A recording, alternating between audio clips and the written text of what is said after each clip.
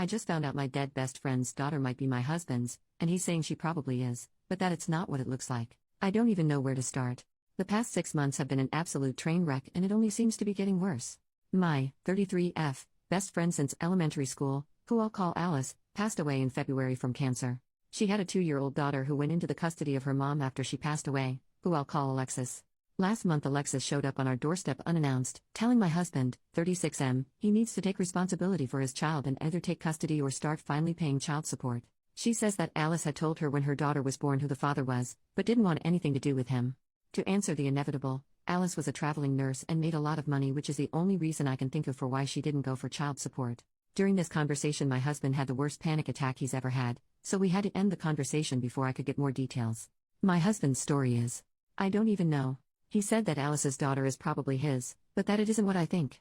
Almost 3 years ago we threw a large housewarming party as we just moved into our dream home, after I finally finished residency and was set to make real money for once. Alice was in town and set to be at the party, but I was called into work before she got there. I didn't get back till after 3 a.m., party was winding down, my husband was passed out upstairs, and Alice had already left the party, which at the time I did find strange as we hadn't seen each other in months, and I thought she really would have wanted to see me as well. My husband claims he woke up in the middle of the night to Alice on top of him, but he passed out again before he could say anything.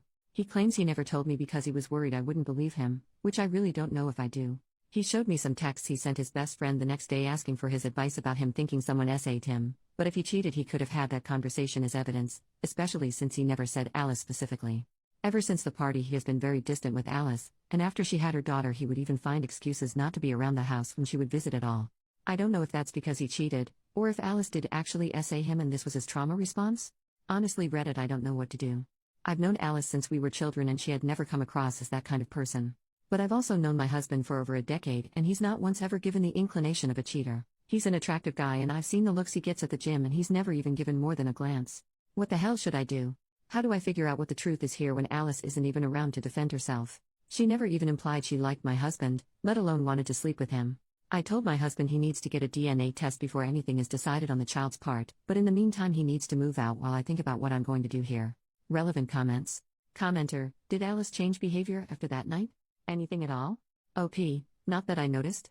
She'd always been at least a little standoffish towards him as she thought I could do better. The first time she visited after she gave birth, she asked where he was since he wasn't home, for the first time, but she never asked again after that. Commenter, obviously DNA test. His story does sound wild, but he wouldn't be the first. Is he someone who tends to drink a lot at times and black out? OP, not at all. He rarely drinks and generally only at parties, which at our ages are few and far between. He works a tough and stressful job, so I figured once he was buzzed he laid down and fell asleep, not that he had drank more than normal or anything like that. Commenter, would she be the type of person to sleep with her best friend's husband consensually? OP, I don't know, and that's part of the problem I guess. I went through everything with her, so to reconcile the woman I knew for most of my life with someone that would betray me in either way is so hard. Commenter, is your husband the conniving type? OP, he's smart, smarter than I am, which, not to sound conceited, means he is really, really smart. He does think tank type work as a contractor, so planning things is literally his job. If he ever thought he could get caught for cheating, I think he'd be smart enough to cover his tracks. Commenter, who did Alice say was the father of the baby? OP, she told me it was a man she met while in another state for work. Short-term fling. Commenter, and how did your husband react to Alice's death initially? Did his response seem normal, or like what you would have expected? OP, I honestly don't know. I was going through a lot at the time, understandably. I didn't notice any changes in him. Commenter, why does he need to move out? Your friend SA'd him, and he even texted his friend the next day. OP, I needed space to think, it's only temporary, for a few days at most. I've been trying to think on this for the past 2 weeks, but it's impossible to do when he's here, as all I can see when I look at him is my best friend. Dealing with her death the first time was hard enough, adding in the new feelings of betrayal, if it was an affair, or betrayal and disgust if it was SA, are making it even harder. Commenter, she would have told you on her deathbed if it was an affair. But she didn't. That only makes sense if she was in the wrong. OP, thank you. I don't know what it is about this part, but it just clicks with me. You're absolutely right.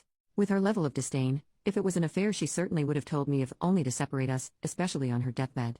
I was in the room with her, holding one of her hands. She obviously took this to her grave, and the only reason she would is if she SA'd him probably. Thank you. Update on the same post. After talking with you guys, I've come to the realization that my husband is being truthful. My best friend SA'd him. Several people pointed out that with Alice not liking my husband, if it was an affair, she would have told me when she was dying, if only to separate us. You're absolutely right. I was there, in the room while she passed. I held her hands for days, we talked about so much. If it was just an affair, she would have told me. But if she essayed my husband, she wouldn't have said a word. That's the type of thing horrible people take to the grave.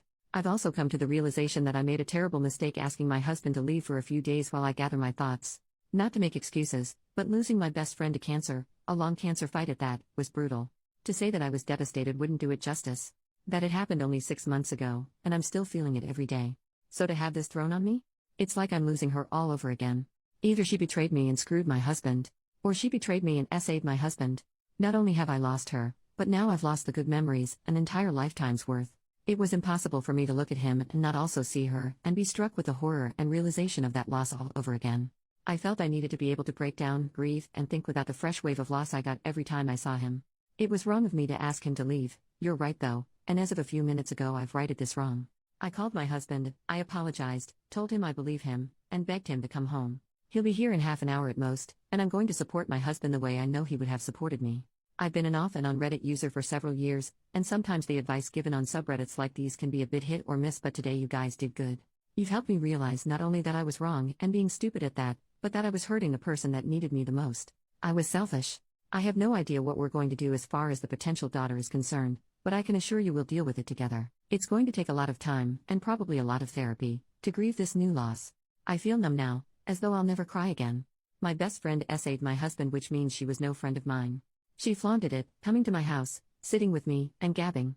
She brought her child here trying to rub it in his face right in front of me. She tortured the man I loved, and I was an unknowing party to it.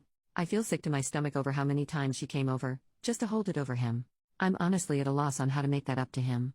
If you all have any ideas, please feel free to give them to me. I think I'll need all the help I can get. Tomorrow I'm going to take a leave of absence from work, just until we can figure out our next steps and we can get our heads on straight. Thank you everyone. Update, 7 months later. I've received a lot of messages asking for an update, so I've decided to finally sit down and write one out. As you can imagine, after the train wreck that was thrust upon us, this update isn't likely to answer any of your questions, only present a few more. I want to start by telling you all that I love and trust my husband. My reaction to ask him for space to think in retrospect was wrong. But at the time I didn't know what to think. It was a combination of losing my best friend again, and also the fear that I was losing my husband, that sent me spiraling. Again, it was a mistake to ask him to leave, and I did rectify that in the end. Now for the update. As mentioned in the original post, I did take a leave of absence from work, and we spent a long time just being together. Talking, reaffirming our love for one another, and figuring out what to do next. We of course spoke with a lawyer, and my husband was very adamant about not having anything to do with the child, but was willing to offer financial support as needed. So we agreed to do a DNA test immediately to prove paternity, and then go from there. Didn't know you could buy tests on Amazon, but with only a few weeks processing it was the easiest path forward since Alexis lives hours away. To everyone's surprise, Alice's daughter is not my husband. We ended up testing twice, both very definitive. The first test we performed ourselves as mentioned, and another after Alexis refused to believe the first test, and took my husband to court for child support. For a single second this whole thing made me second guess if my husband was essayed, that this could have been her way of forcing my husband to admit to an affair. But after talking with Alexis, I don't think that was the plan. Alexis says that Alice told her my husband was the father under strict confidence, demanding that she never, ever tell me or my husband. We were only ever to be told if Alexis died before Alice's daughter was old enough to take care of herself, so that she wouldn't end up in foster care. The only reason Alexis came to us then instead of keeping that secret, is because Alice's life insurance wasn't being released yet and she was out of options. She also felt I should know my husband and her daughter had had an affair. This all reaffirms in my mind that Alice did essay my husband, with the expectation of getting pregnant with his child. She obviously had other partners at the time since one of them fathered her daughter, but no one knows who. It's clear to me that Alice believed it was my husband.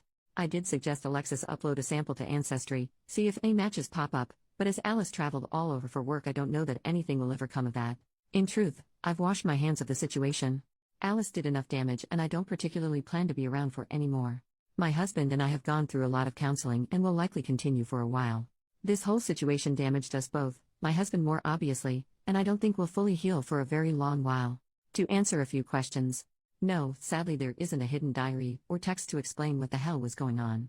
My husband and I are not getting divorced. He understands why I reacted the way I did and has been strong when I was weak before.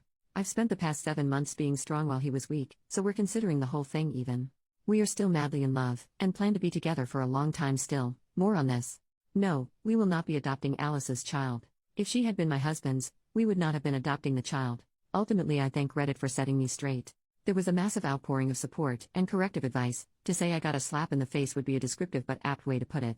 I needed it then, and I thank you for it. To say that you may have saved my marriage is an understatement. I do, however, have some good news. During my leave of absence, while my husband and I rediscovered what makes us love each other the most, I got pregnant. We're expecting our first baby, a girl, in a little over 3 months, and my husband and I are ecstatic. And no, we will not be naming her after my dead ex-best friend.